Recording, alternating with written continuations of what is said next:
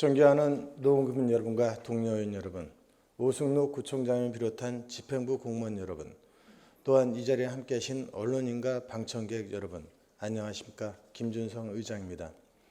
단풍이 물들고 가을이 깊어가는 10월에 건강한 모습으로 다시 만나게 되어 반갑습니다.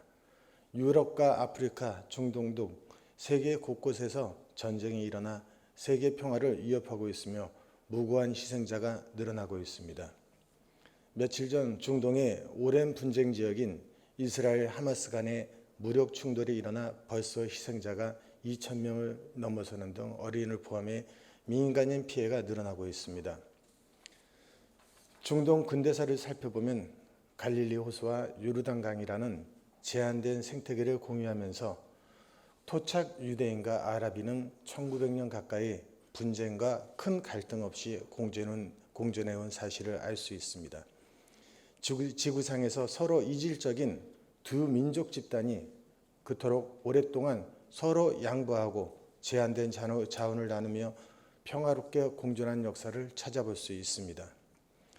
1948년 이스라엘 건국 이후에 최근 70여 년간 격화된 아랍 이스라엘 갈등은 종교적 문제라기보다는 완전히 정치적 이슈, 생존권 투쟁, 독립과 자치라는 자주권 요구의 성격이 훨씬 강하게 작용하는 분쟁 지역입니다.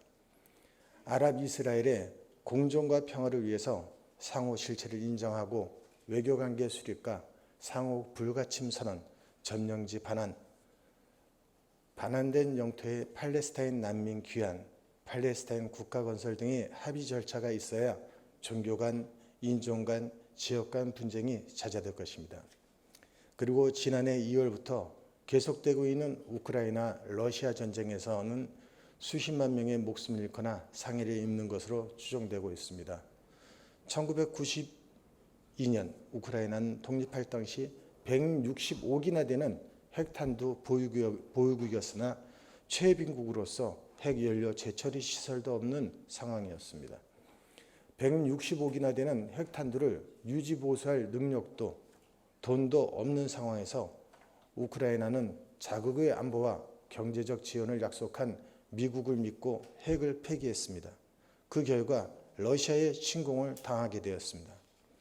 국가안보는 돈과 바꿀 수 없습니다.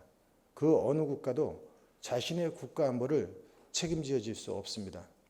자주국방만이 자신의 국가를 지켜줄 수 있는 것입니다. 전쟁의 포화는 임산부와 어린이를 가리지 않습니다. 전쟁은 살인 행위이며 범죄입니다. 전쟁으로 인한 무고한 희생과 피해는 그 누구도 책임질 수 없으며 어떠한 이유로도 용납될 수 없습니다. 북한의 체제 유지를 위한 군사적 위기감 구조와 핵무장과 전쟁 도발에 대응하여 전쟁도 불사하겠다, 선제타격할 수 있다는 국가적 대응은 국민과 국가를 위한 것이 아닙니다. 이유 사태에 큰 재앙을 초래하는 책임질 수 없는 전쟁의 긴장감을 유발하는 국가적 메시지는 자제되어야 합니다. 전쟁 이후에 정권 불안과 불만으로 내전과 테러, 약탈 등이 자영되고 있는 현실을 어렵지 않게 우리는 보고 있습니다. 산업이 파괴되고 경제는 나락으로 떨어지며 국민의 삶은 피폐해지는 최악의 사태가 될 것입니다. 국가를 운영하는 그 누구도 책임질 수 없는 최악의 현실입니다. 전쟁을 일으키고자 하는 세력을 평화로 유도하는 것이 최상의 국가정책이 되어야 합니다. 경험에서 보듯 전쟁은 돌이킬 수 없는 희생과 상처만을 남길 뿐입니다. 우리 모두 전쟁이 해결책이 아님을 명심해야 합니다.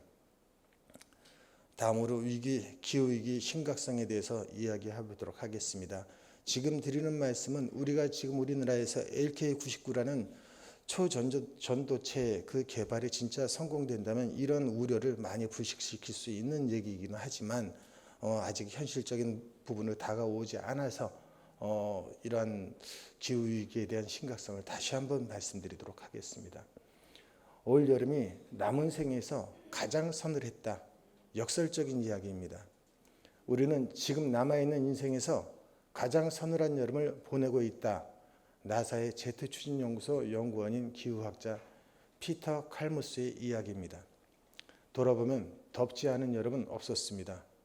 그래도 올해는 유독 더웠다는데 이의를 제기하는 사람은 없습니다. 4년 만에 위기 경보를 심각 단계로 올렸고 폭염 이후로 태풍 카눈까지 한반도를 강타하며 한국인은 전례 없는 기후 변화를 체감하였습니다. 우리나라만 폭염에 시달린 것도 아닙니다. 세계 기상기구 WMO는 지구가 올해 7월 가장 더웠다고 확인했습니다. 2015년 파리 기후 변화 협약을 통해 지구 기온 상승폭을 산업화 이전 대비 1.5도 이내로 억제하고자 합의했습니다. 이 제한선으로 추정되는 기온은 16.96도입니다. 과거 1.5도 마지노선을 넘는 날이 지금까지 10번 있었다고 합니다.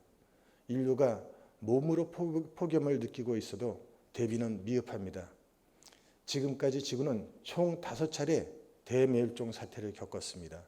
공룡이 멸종한 경우를 제외하면 대멸종은 모두 온실가스에 의한 기후변화와 관련이 있습니다. 가장 악명 높은 케이스는 2억 5천만 년 전에 발생한 대멸종입니다. 이산화탄소가 지구 온도를 5도 높이면서 시작됐고 그로 인해 다른 온실가스인 메탄이 방출되면서 가속화되었으며 결국 일부 종을 제외한 모든 생명체가 죽음에 이르고 나서야 종결되었습니다. 2100년까지 기온이 섭씨 4도 증가한다는 현실을 향해 질주하고 있습니다. 2100년까지 생존할 사람이 얼마나 많을지 모르겠지만 먼 미래의 얘기가 아닐 듯하여 많은 걱정과 함께 우리 모두 생각을 모아 기후위기에 대한 심각성을 다시 한 번 더 새기며 위기 대응에 대응하는 지혜를 모아야 할 시기입니다. 친애하는 동료 여러분, 제281회 임시회의 주요 안건 중 하나, 2023년 행정사무감사 계획서 승인입니다. 행정사무감사를 통해 구정의 잘못된 관행을 바로잡고 국민이 요구에 부응하는 발전적인 방향을 제시할 수 있도록 감사계획서 수립과 자료 요구 등을 세심하게 준비해 주시기 바랍니다.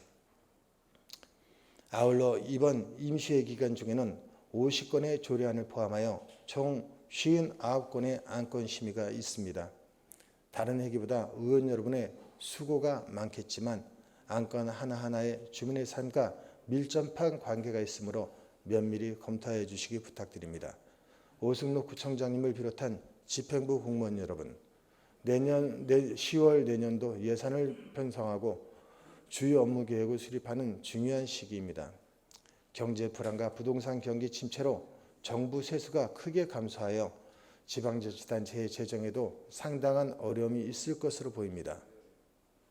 집행부에서는 세밀한 사업 분석을 통해 선심성 예산이나 시급하지 않은 사업을 조정하여 우리 주민의 삶과 직결되고 복리 증진을 위한 예산들이 부족하지 않도록 특히 신경 쓰시기 바라며 주요 업무계획 수립과 예산 편성 시 다른 어느 때보다 주의를 기울여 주시기 바랍니다.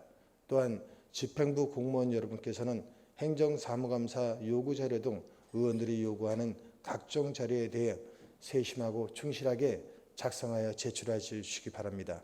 최근 독감이 유행하고 있다 하니 황전유기 건강관리에 각별히 유의하시기 바랍니다. 사랑하는 국민 여러분과 여기 계신 여러분의 가정에 늘 건강과 행복이 함께 하시길 기원합니다. 감사합니다.